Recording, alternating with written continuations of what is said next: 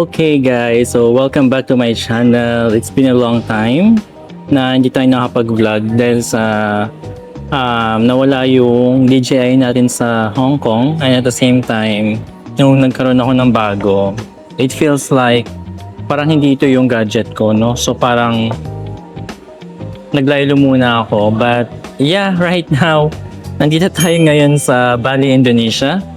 It's my 6th country for this year. And hindi na ako nag-vlog from Manila going here.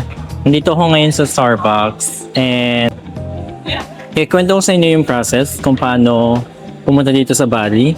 Marami kayong pifilapan. First, you need to accomplish your arrival card, Indonesian arrival card.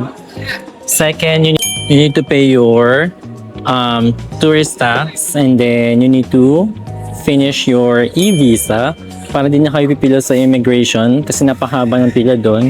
So once you accomplish the e-visa, diretso na kayo sa e-gate, tuloy-tuloy na yon. And then, yun.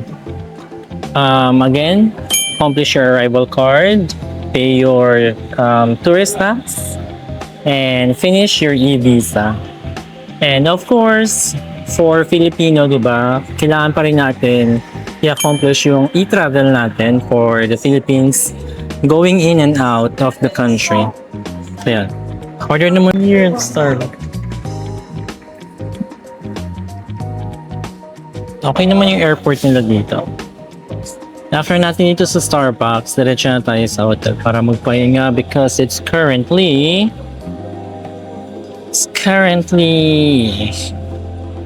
1:35 a.m. in the morning. So umalis ako ng Manila November 14 and I arrived already at November 15.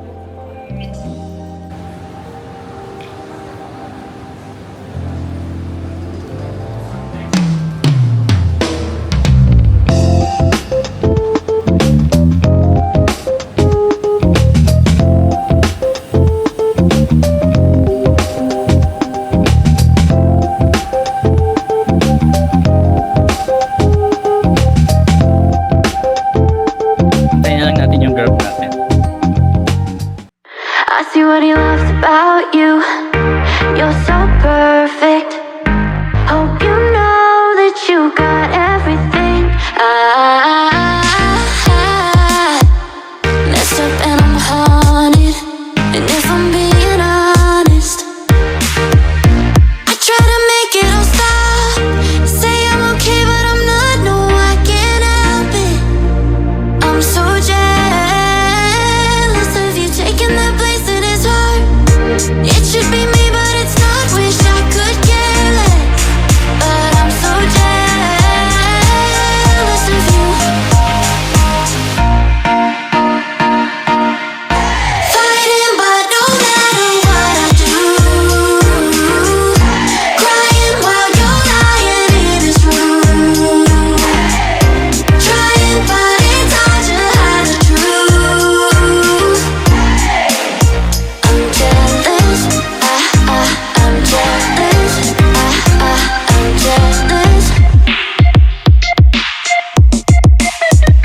I see what he loves about you.